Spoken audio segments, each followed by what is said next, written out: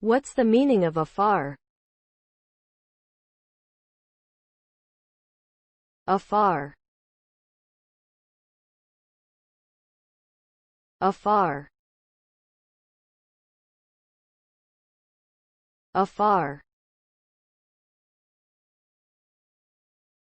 Afar. Afar.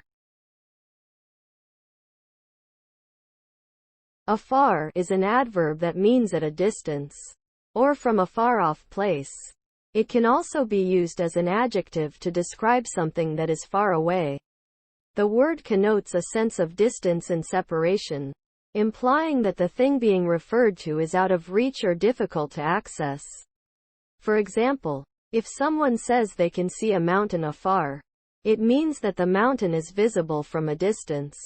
Similarly, if someone describes an idea as being afar, they mean that it is not yet within their grasp or understanding.